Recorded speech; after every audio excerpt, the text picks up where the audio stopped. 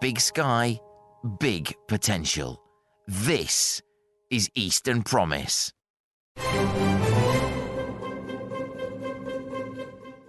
Welcome to the Eastern Promise podcast, where, in the glorious aftermath of Cambridge Tech Week, the call to boost our region's STEM skills has already been answered by the Youth STEMM Award.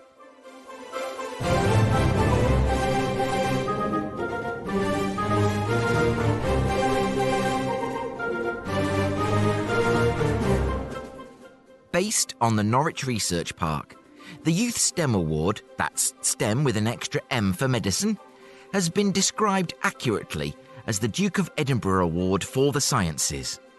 It's overseen by the positive powerhouse that is Dr Samantha Fox. And following the recent announcement that she'd be leading the STEM Village at this year's Royal Norfolk Show, there's no better time to revisit her interview from 2022. Our region's STEM skills are in very safe hands. So let's join co-founder and director of the Youth STEMM Award CIC, Dr Samantha Fox.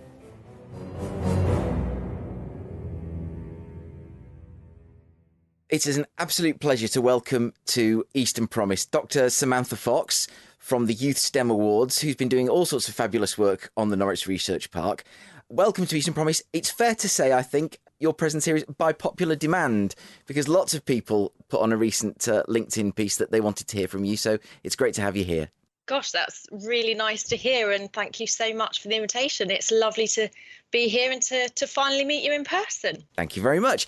Do you want to just talk about how you sort of came to be associated with running the Youth STEM Awards and what sort of led you to that point? Sure. Well, actually, my background is a scientist. So I was a plant scientist working at the John Innes Centre, which is on Norwich Research Park.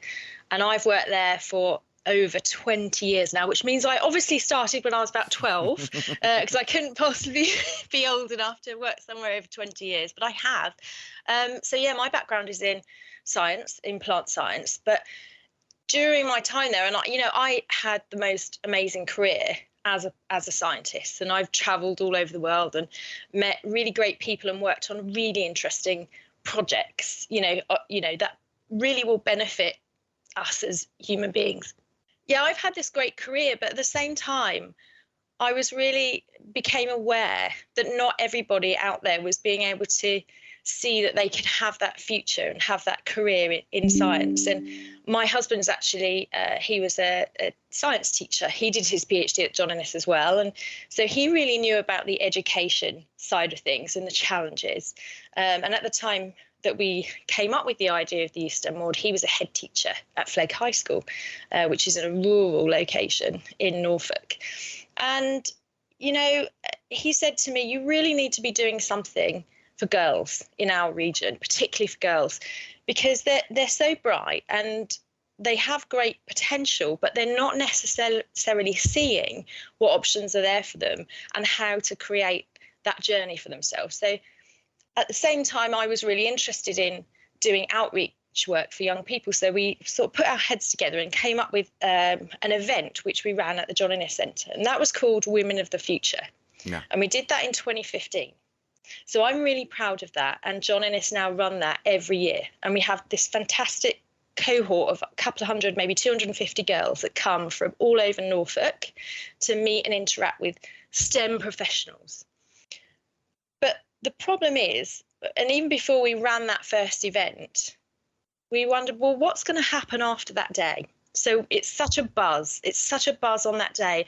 And it was so great. And we had all these incredible people, all these incredible women come meet and talk to the girls and interact with them and run workshops. And it was just a huge success. But I worried all that effort that we'd put into, and other organisations do the same thing. There's a lot of outreach activities. But what happens after the event? How do the young people who took part go away and think about that, reflect on that, follow up on those connections, and refer to that when they come to apply to university, for example? Will they remember that experience? And so we looked around for something that maybe we could tie in with, which would raise the impact and that would turn a one-day event into a year. And there was nothing out there. And we were really stunned, actually, that nothing seemed to exist like this. There was no framework. The Duke of Edinburgh's award is a hugely successful programme that's been running for over 60 years. And young people take part through their schools and develop sort of social skills through volunteering and confidence, but mainly through outdoor activities. Well, there was nothing like that for STEM. And given that there's such a huge need for such a thing, and we have this STEM skill shortage, which is very well documented, we decided to basically come up with something. Yeah. So that's where it started. If it doesn't exist, you create it. Exactly. That's a fantastic philosophy. You mentioned STEM, and now there are all sorts of permutations on STEM. STEM 1M, STEM 2Ms. What does the E stand for? And then you've got STEAM as well. So what's in a name? So STEM basically stands for Science, Technology, Engineering, Maths, STEM. And those are the core STEM subjects. The STEAM with the extra A stands for Arts, and we use the extra M for Medicine. But why do we use that acronym? Why do you hear it all the time?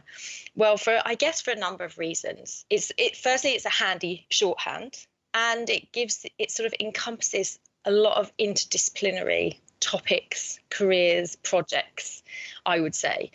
And I mean, the arts, I think, are almost in every area of STEM.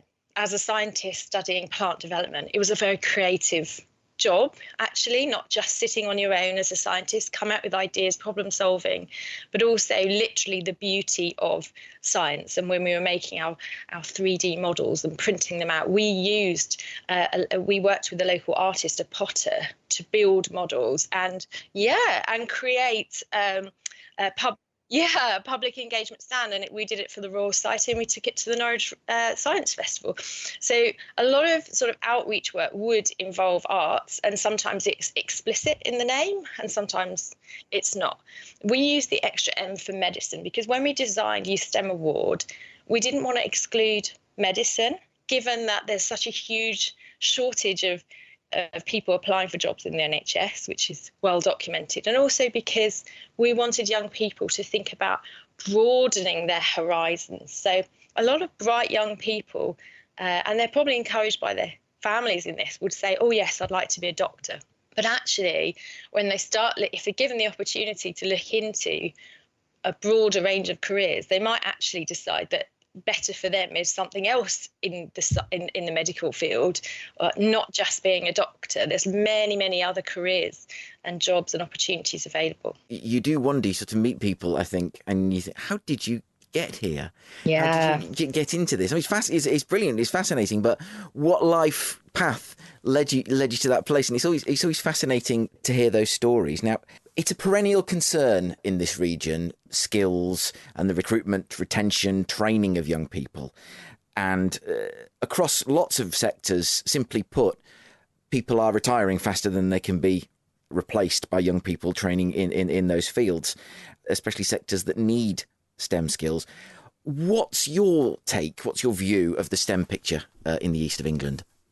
Well, I think it's complex and it has there's multiple issues going on there. So for starters, there's a huge predicted increase in the number of jobs that will involve STEM and will require STEM in the future, particularly in the area of digital skills and technology. So it's a huge growth area. At the same time, we have a lack of diversity in many of those STEM areas, very well documented. So, for example, only around 10% of engineers are women, and only around 17% are tech professionals. And shockingly, if you look at academics who identify as Black, it's 1.8%, I think. It's really bad. So we're missing out on a huge number of talented people, and those people are missing out on the potential to have really interesting careers and tackle the huge challenges that face us today. You know, social mobility is an issue, and we have some really quite deprived areas of Norfolk. So if those young people aren't having the opportunity to find out what is possible for them, or not see that in their local environment or in their family members, I'm really pleased to say that some of the activities and interventions that I've been involved with over the years really starting to have an impact now. And it does take time. So there are these interventions, but it does take time. And I would give you an example. When I was at John Innes again, I was involved in creating something we call the Year 10 Science Camp, which is basically like a work experience program, but really structured. And one of the girls that came on that came from a rural area in Norfolk, and no one in her family had gone to university, and she wasn't from an affluent background. Now, this year, she is in the second year of her PhD at John Innes Centre, and she recently wrote a case study about it. So that's just one example. So there are these bright young people out there, and it's about retaining their interest in STEM, but also giving them opportunities. And we talk a lot about, you hear a lot about inspiration and inspiring young people. And I think that's important, but we also need to support them and empower them and give them the opportunities and walk them through what those journeys that you talked about could look like. And they're all unique, but there are some key elements that you can provide, like having the opportunity to interact and meet scientists or engineers. Talking about journeys, I mean, I was particularly struck when I was looking through the Youth STEM Awards and how they operate, and we'll sort of look at the various categories in a minute. But I was struck by the emphasis on each journey being unique. Yeah. So how do you make that work? Because that seems like the ideal way to do it, but it must make things sort of difficult from an organisational point of view, or does it? It's actually super easy. And the uniqueness of the journey comes because how a young person attains and achieves a Youth STEM Award is basically they register to take part through their school or at home. And we have students taking part all over the world. So we started in Norfolk, in Norwich, with our group of girls that took part in that first year from Women in the Future. And after that, we broadened out and take any gender, any young person from anywhere in the world. So we have young people taking part in Dubai, in Pakistan, oh, wow. In America. Yeah. But they each do it in their own unique way. So the criteria is that we have these 4 strands, which you mentioned, and they just have to do a number of hours of activity. And those activities have to relate to STEM in some way or another.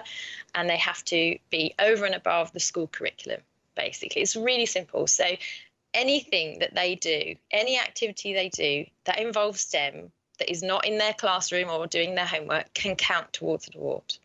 And so the young people, the beauty of it is that they follow their own interests. And following their own interests is absolutely key in retaining that interest and engagement with STEM in the long term, because it's about the topic that might interest them, like climate change or clean energy, which involves STEM. But it's not just saying, OK, we're going to sit down and do some physics today. Yeah, you're going to sit down and maybe watch a TV show about electric cars, and that can count, and that has value. So we put a value on those things. Absolutely. So as a scientist, I was inspired as a young person by watching documentaries on TV by Professor Robert Winston. Yes, and that the long-term impact of that, is something that you wouldn't. There's no other framework that would recognise that hour spent watching that documentary other than the Youth STEM Award that I know of. That's absolutely right. And when I publicise each episode on LinkedIn, I pull out a quote. And you've just given me the quote. That's brilliant. Thank you very much. So if we'll just take a quick look around the various categories, because you mentioned those, and the first one, inspiring the next generation, where candidates seek to inspire their peers or younger, and I've paraphrased slightly, to engage with and be inspired by STEM. Now, we are lucky to have yourself and so many other great STEM communicators in our region, whether that's biology or technology, and I can think of a few off the top of my head. Are great communicators born rather than made? And is this an endeavour to expose natural talent rather than train it? Or is that absolutely something you think you can do and need to do? I think that's a really great question. the Inspiring the Next Generation strand is really there to develop the confidence and the leadership skills of the young people who take part. Actually, it's about creating them as the role models. So yes, we've got these brilliant TV presenters and some fantastic local people, many of whom are ambassadors for YSA. But actually, young people look up to slightly older young people. Yeah. You know, we all enjoy watching the TV programs, and Professor Pengarrod, for example, is one of our ambassadors. He's an absolutely amazing communicator.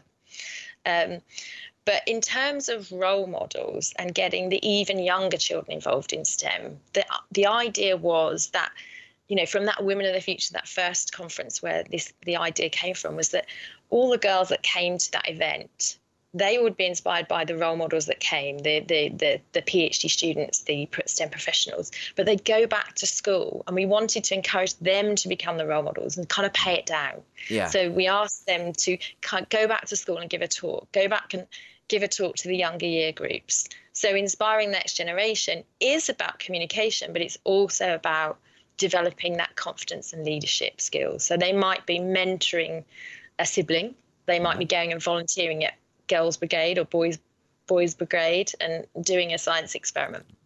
So engaging the next, in terms of communication skills, I absolutely believe it's something you can learn. Yeah. The key thing is starting early. So the first time I remember standing up and giving a talk in front of a group of people, I was, I think, in my third year of undergrad. Right. Which is pretty late when you think about it. Yeah. And as young people, I mean, I was so nervous, I couldn't hear the words coming out of my mouth. It was like they were coming out and I couldn't hear them. So I was, I didn't do a great job. And it took years of practice and training as a scientist, having to give talks at conferences and then eventually volunteering on public exhibits and stands and whatnot, and doing schools work, that through practice and training and being coached by others, you can develop those skills. So I think some people are naturally more extrovert, but we can all learn to be better communicators. And by encouraging young people to start working on those communication skills early on in life, by helping out running the coding club, for example, rather than just participating in the coding club and standing at the front, they're going to just be building those skills and building the confidence. Yeah, absolutely. It's like a cascade of inspiration, isn't it? Starting with the scientists themselves and then sort of cascading down through I don't know, absolutely, the age groups, generations, and what have you. Engaging the public comes next, and communicating ideas, conversations to boost interest and increase understanding in STEM, in the wider population. Obviously, we are at a point now in April of 2022 where, fingers crossed, and with a fair wind, the pandemic is slightly, if not quite in the rearview mirror yet, not far off. How's that affected interest in STEM? Has it kind of been sort of peaked with the vaccines and the rollout and clap for carers and what have you, followed by as that kind of peaked and gone down a bit as people sort of want to move on? How's that worked? I think you're absolutely right in that the interest in STEM, particularly in science and medicine and technology, absolutely has been increased by the pandemic, is one of the few positive side effects of the pandemic. I mean, if you think about it, we're all having conversations around the dinner table about vaccines and the names of the different vaccines, and and the treatments and the modelling.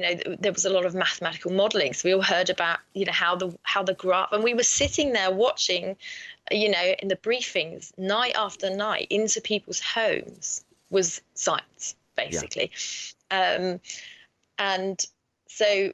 That, I think, absolutely has given a boost to people's just general conversations about science and technology and normalising that, which is really great for those young people who would perhaps might not have had those conversations. I mean, yes, of course, it's very It's been very scary and huge, huge negative impact on the young people. But one thing we have found, in fact, it was a survey by the British Science Council, showed that more young people were interested in a scientific career as a result of COVID-19.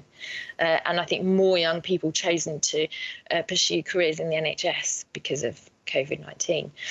So whether or not that will sustain, we'll have to wait and see. I hope it does. Yes. And as we come out of this dark time, I think that, we'll hopefully not go backwards in those areas, but we'll have to wait and see. I know. I mean, it's incredible when you think about the scale of the achievement of science over that period. Yeah. To just turn it around so fast and develop vaccines with such speed, and that's all tribute to. And the East of England got mentioned, I think, in the comments by Dr. Jenny Harris as all the work that had gone on in the East of England, which was absolutely so proud, pride-filled moment, I think, for everybody. Oh, it was. And I think the thing is as well, it's not, science just doesn't happen. It's the people behind the science and those achievements and those innovations and working together to solve these really big problems. So it actually showed perhaps our greatest kind of value and resource in the UK could be said to be our scientists and engineers and innovators. And we do lead the world in this area. And in Norfolk, at Norwich Research Park and the University Hospital, we have absolutely fantastic group of people that, I know that immediately projects, certain things were put on hold and they immediately said, right, what can we do to help? How can we get things going? That's it. I mean, like I say, it's fantastic, and we are so proud to have sort of Norwich Research Park, and you and everyone who works there really sort of rose to the challenge, and not that there was any doubt that you would. Developing skills and knowledge is the third strand. Aims to enhance learning at school or college and help prepare students for studying STEM subjects further in higher education, stepping beyond the confines of the national curriculum. Now, is the real power of STEM as a term, as a philosophy, the way that it empowers changes to the culture of education and learning, rather than just those individual subjects behind each letter of the acronym? Yeah, I think so. And I think it does come back to that interdisciplinary nature of STEM and thinking about projects and topics rather than just the subject itself. So it's making it accessible. It's making it interesting. It's about breaking the stereotypes of who is behind the lab coat, for example. But I think it's about changing the way that learning happens. So it's not just in the classroom, and it happens in the home, and it happens at the weekend. It happens in the after-school STEM club, which is so important, and many schools run. But I think it's about, this shouldn't just be on teachers. So their job is to teach those subjects, and teachers don't do it because it's an easy career or a particularly well-paid career. They do it because they have a dedication and passion. It's a bit like working in the NHS. It's challenging working conditions. So they do a great job under very difficult circumstances. So we all have a bit of a role to play here. And I think engaging families and getting family support is really key as well. Absolutely. I couldn't agree more. I mean, I run out of things to say when people sort of finish making a point, and I have to what hyperbole am I going to use to agree with you? Because there's yourself and lots of other of the guests considerably brighter than I am. So it's hard to find another word than, I keep saying fantastic. That's one I always come to. I want to pick up on something there, because this is something that I really think is so important. You've said, you're so much brighter than I am. And I think there's a stereotype there that all scientists have to be super brilliant, super geniuses. And it's not true. And it's actually about following an interest and, studying a particular subject. So you don't necessarily have to be a super bright person to be a scientist. And it's, everyone can find, if they want to, something in STEM for them. Right. The final part of the Youth STEM Awards, Shaping Your Future. Candidates must investigate the destinations to which studying STEM subjects could lead. Given that science and technology is moving faster and faster, and last year the BMA found that doctor shortages in England have left NHS staffing 25 years behind comparable European nations. I wanted to just ask about careers advice and whether young people are getting the right kind of direction, careers advice to get them into STEM. I mean, everything you've been saying about, there's the stereotypes about scientists. Is it up to scratch, the careers advice that's being provided? Well, I think it's improving for sure.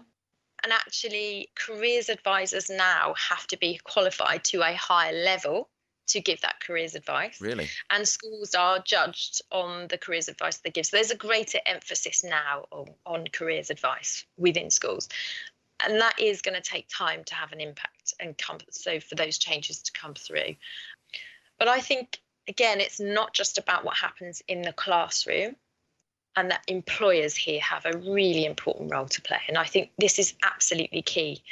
And it goes back to the idea about the importance of giving young people opportunities, really see what career options are out there, or ideally talk and interact to people who are doing those roles and find out what, just what potential for them is out there. So I think there's a real lack, or there has been a real lack of really good quality work experience placement options, work experience, going into an organisation and really seeing what it's like and what that job would entail.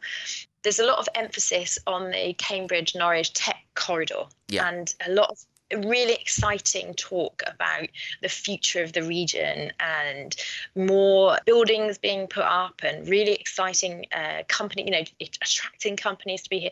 But we also need to not forget that you need people for those, people to work in those organisations. And we want to make sure that our local community, the local school children, have those opportunities to get involved. So it's a pipeline for them. And so there really should be a more emphasis and more support from employers to provide those sort of opportunities and get their staff to maybe go into a school and give a talk, which I think happens quite a lot in certain sectors of society, where schools have got perhaps a more affluent cohort where the parents are working in STEM. They're usually quite good at going in and talking, but maybe you need to go not just to the school that your children go to, but maybe your other schools in your local area and get involved as STEM ambassadors. That's a very good point, actually, because you do tend to sort of stick to what you know and a friendly crowd, as it were. Talking about good role models for STEM students, how do you go about finding them, and what makes a particularly good role model in your view? Well, we've got a fantastic number of who we call ambassadors for the Youth STEM Award, and these are people who are really great at communicating science. We've talked about the fantastic Professor Ben Garrett. We've got Mark Thompson, who's a local astronomer, and many other people who we work with as well. And they're great at communicating science and being role models. But again, they're quite a few steps away from a young person. So I think it's about using the older children to be role models to the younger children. So when you ask what makes a good role model, you need to say, what age is the child that you want to inspire or impact, really? So actually, you, as part of the Youth STEM Award, the participants who are in their 13, 14, they're going into primary schools and helping deliver a lesson, and they will be the role models. So actually, when my husband told me this story, and it really helped shape the way we run Youth STEM Award, and he said when he was a head teacher and he was interviewing the girls for being a head girl in the school, and he said, well, what made you want to be a head girl? And they said, well, when I was in year 7, I just looked up to our head girl, and I was, I just wanted to be like her. So actually, role models can be other young people as well as the superstar science communicators, And it also, you don't have to, as I said, you don't have to be a scientist to be a role model. So one of our amazing ambassadors, Maddie Moat, and she's an absolutely fantastic communicator and role model about linking creativity and science and explaining technology. So she's a great role model. My daughter and I loved watching Maddie Moat and the way she makes those topics interesting, engaging, but never condescending. That's it. And that is so important to do. Do parents need good STEM role models, even for just good parent STEM role models? Oh gosh, that's interesting, isn't it? And you could ask, are parents good role models in themselves? And I think that links back to the importance of family. So actually, yeah, I really love it when when I've done events and done hands-on exhibits, for example, public exhibits, and you get the whole family coming along. Yeah. And actually, mum and dad are really just as interested in the activity Yeah. as the child, and that's really lovely to see. And actually, it can be about building the confidence of parents as well. And sometimes they might not have done great in the science at school and not feel that it's for them. They might have a perfectly good career in another field, but just might not feel like maths is for them, for example. And so therefore they haven't necessarily got the confidence to sort of speak about these topics with their children. But, it's exploring as a family. And this is something, I'm going a bit off topic now, but it's something I have that I really wish we had in our region. And it's a hands-on kind of science museum, science centre. Yes. And I just feel like young people and families in our region miss out because it's such a long way to go to, for example, go to the Science Museum in London. That is such an incredible place to go, and it's such a long journey in a day, and it's expensive on public transport to get there. So how many of our young people actually get to visit that? Not very many, I would guess. Not very many, and that's a shame. And I would love to see, we've got the Norwich Research Park, we've got all this incredible wind technology and lots of organisations growing, and I just wish we had, I'd love to see a hands-on science centre or science museum or the Eden Project of the East, for example, and all the plant science at John Innes could be showcased with hands-on exhibits to get to engage the whole of society, not just young people. And I think a lot of people do get excited about sort of like incubators and startup centres and things like that. Whereas I think that is fantastic, because I think you're going to get me all over excited now, because I think you think we're not short of land. We're definitely not short of land. No. And there's plenty of capital out there for looking for a good home, a worthy proposition. And I think if you know roughly, and you base it around things that have sort of, I don't know, the science of the East of England, that's a very broad brush, but I mean, if you plant science, what child, definitely my daughter wouldn't turn her nose up an opportunity to get her hands dirty and plunge them into earth and see what she can find. I'd scream and run a mile, but she'd love it. But that'd be fantastic if we get that going. You heard it here first. We should start a campaign. Absolutely. This should be a campaign. Absolutely. And it just links all the big challenges like climate change and energy and net zero. It could just be fantastic, couldn't it? And it would be great for the economy and for tourism. And jobs. Absolutely. So it's a win-win. We just need the government to be listening, or somebody to put money in to make this happen. Well, absolutely. I'd happily get involved. My experience is that if you go to the government and tell them, like sort of the Department for a business, and we've got the science minister in our region now. If you go to the government and say, this is our idea and this is what it will do for you, you'll get very interested people, rather than saying this is what we need, this is the amount of money we need. Rather, you go and say this is what it's going to do for you, and this is what it's going to do for education and STEM subjects and the impact it will have. Then I think you get people interested very, very quickly. Now, I did recently do an interview with the screen sector, and I had a sort of panel, and one of the things that came out of that is, yes, they got the Norwich University of the Arts and City College Norwich and various places trying to train up people to look at screen arts and sort of behind the camera, behind the lens, the filmmaking techniques. But when film crews from, I don't know, Netflix or wherever, the BBC, come into the region and they get jobs as runners and they say, oh, you're very impressive, we like you, come with us and do work on this thing, work on that thing. Great for them, fantastic for them. It's sort of tempting away the natural talent and the sort of the skills, the learned skills that we have without a ready replacement being there. Does the same thing happen with medicine? I mean, not with film crews. I mean, but with there's no, the casualty don't come in and take away all our doctors. But does the same thing happen with scientists as well? And should we focus on a production line of talent rather than retention? Yes, I think we should focus on a production line of talent for sure. But I also think it's okay for young people to go away, and maybe hopefully some of them will come back. And there's, I guess, multiple issues there. One is we got to concentrate on making the East a really vibrant and exciting place to come back to with really great job opportunities. So that's one thing. And ultimately, I think we also appeal to people from all over. So we might lose a few people who some might choose to come back later on, but we also appeal to a lot of people from not just around the UK, but all over the world. Yeah. And the Norwich Research Park is another great example where, we have people there from all over. And I've worked with people from Mexico, from Italy, from India.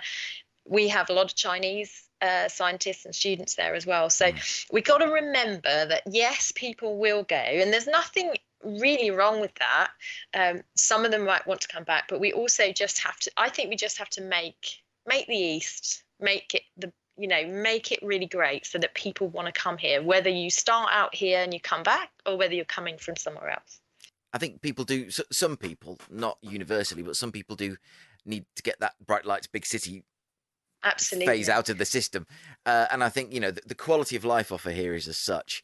I mean, I interviewed David Parfrey, who you'll know, who is a huge driving force behind the Norwich Research Park.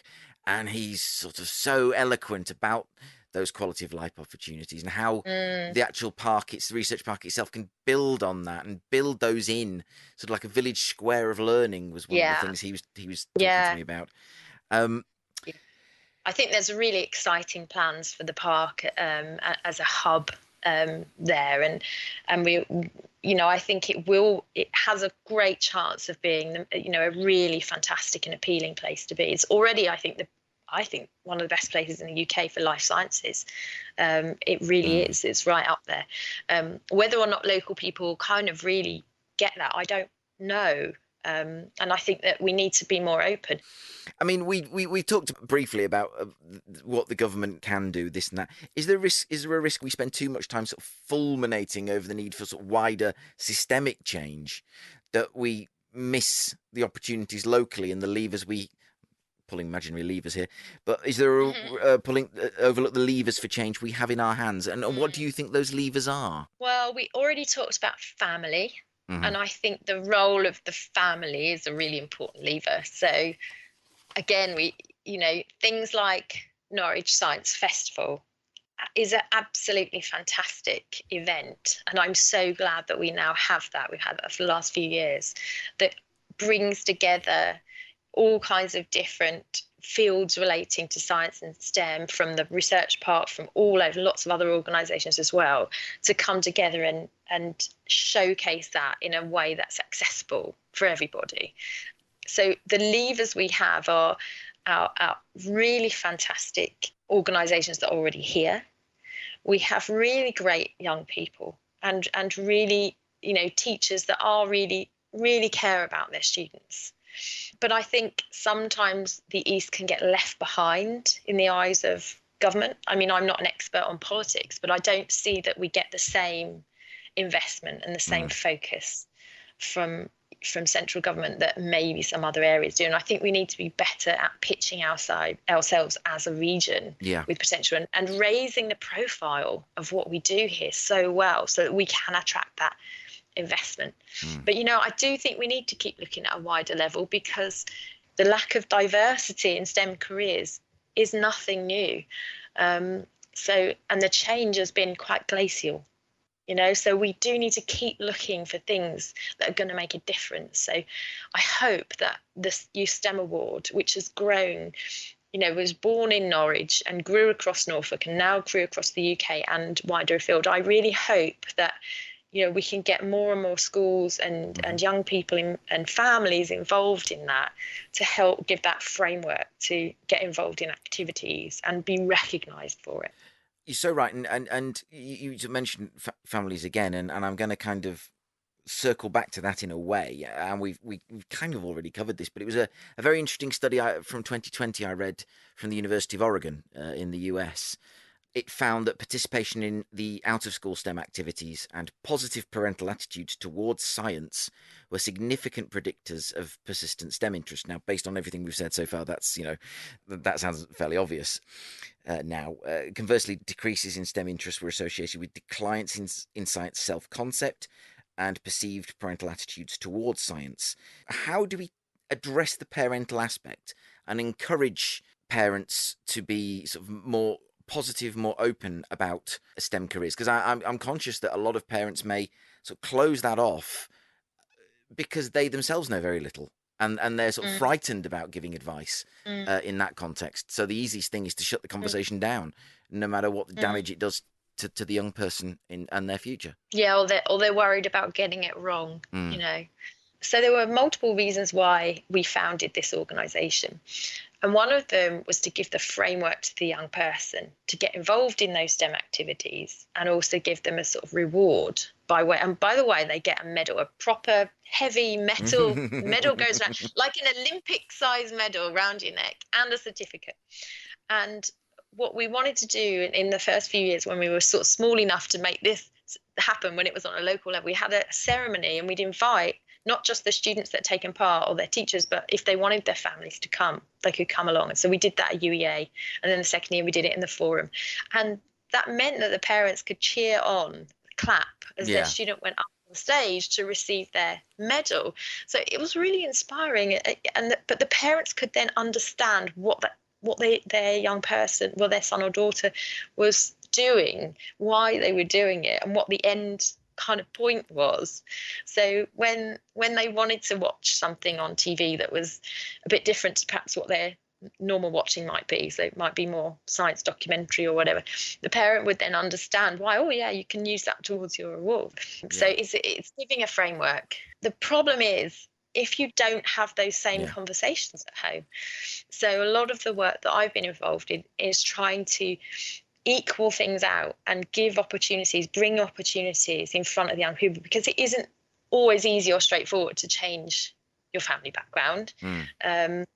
And so encouraging them to show a bit of initiative and find activities. And there are so many now online.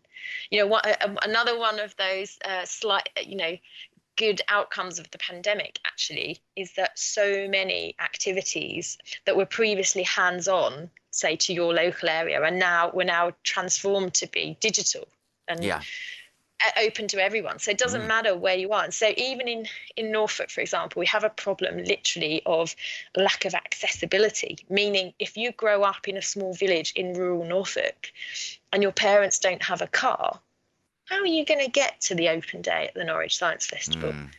How are you going to get to visit? You are literally cut off. So, it can be really difficult. So, for example, with Youth STEM Award, we've worked with different partners focusing on the challenges facing different groups, and UEA sponsors all schools in Norfolk to take part in Youth STEM Award who are located in less affluent or less advantaged areas. So there's zero cost to them. I mean, Youth STEM Award anyway is a social enterprise, so it's not expensive for people to take part. We just have to cover our costs. We've worked with the Wellcome Genome Campus in Cambridge, focusing on non-white ethnic minorities and showcasing mainly Black scientists and STEM professionals through webinars and Q&A sessions, and worked with schools to empower young people. Actually, I think this question is really hard. Maybe I won't put it in after all. It's really hard to give a really quick answer. Right. But maybe I can just say that with Youth STEM Award, we've worked with a number of different partners to address some of these specific barriers, like socioeconomic background, like people from different ethnic backgrounds, and using the levers that we have to try and tackle those barriers. And in some cases, it's about we've talked about role models today. Now, we've got to make sure that our role models reflect the diversity of young people. So it's no good having everybody the same. We need to find and seek out great role models, great people that are out there who come from different walks of life, have different colour skin, have different orientations, to make sure that there's someone out there that every single young person can find a role model that appeals to them and relates to them. That is so important, and to find those role models and to find those. I mean, you mentioned Professor Robert Winston. Lord Winston actually passed him in Westminster Tube Station. He was obviously on his way to the House of Lords. And funnily enough, I saw on YouTube actually Neil deGrasse Tyson, the American astrophysicist, talking about obviously his work and he's a very, very gifted science communicator, very much in demand. To talk about his field. So it is those role models are out there. It's just encouraging them and getting them to think of themselves that way. Absolutely, and raising them up. So we've got this thing that we do on Instagram called STEM profiles, and I've extended my network far and wide and reached out to people, and we do a little piece on each person. We've had a fantastic group of people who and I think they really enjoy having a bit of a platform there and doing something really positive to help support and empower young people. Absolutely fantastic. It is difficult. I mean, and speaking as someone who was the first and so far only member of my family, although I think my nephew's gonna get there, to go to university. It is very, very hard when you're trying to navigate that. And I suspect, in retrospect, looking back, it was even harder on my parents, who hadn't got a clue what to advise me. Didn't know the difference between a red brick, and a form of poly. You're just going. That was an achievement enough. The study that we mentioned from the University of Oregon, it questions how young people tend to get treated as a homogenous entity, or sort of certain categories are imposed, like gender, for example, that don't address diversity properly. And you've talked a lot about diversity, quite rightly. And it calls for the study calls for a more nuanced understanding of STEM interest and why and how that varies across young people, communities of youth, they call it. And what could you just reflect on that and what your reaction? Actually, my reaction is that I agree, and it backs up another study that I've read, and it's about understanding what barriers face those different groups. And you can't just treat all young people the same, even if they do roughly fit into a certain category. And I think we've talked about family or science or social capital, and that is really important, and socioeconomic background. These are really driving factors for outcomes for young people. So it's really about thinking, okay, these exist. We're not going to change these problems overnight. What opportunities can we create? How can we bring down the barriers? How can we make STEM more accessible? How can we appeal to young people from different backgrounds? So, and I think that's where the focus needs to be. We need to have understanding of what the barriers are, and then specific interventions for those young people. Final question then.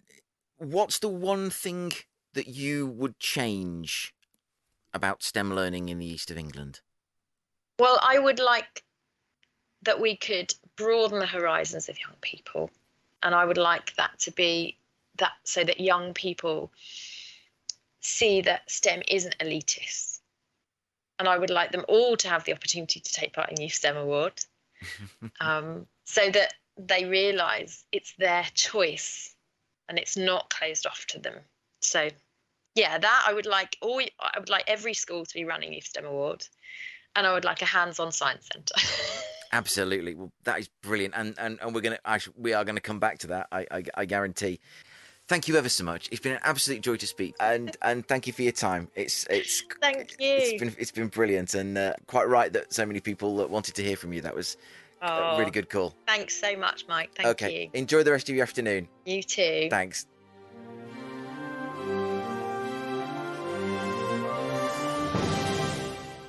It's been a huge pleasure to chat to Sam twice on the podcast now.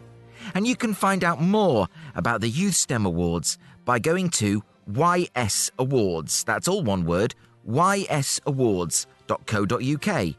And you can find out more about the STEM Village at this year's Norfolk Show by going to www.royalnorfolkshow.co.uk/events/STEM with an extra M, STEM-Village.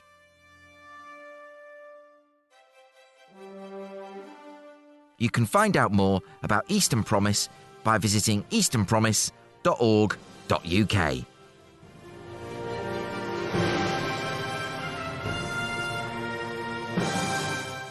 You can find out more about Eastern Promise by visiting easternpromise.org.uk.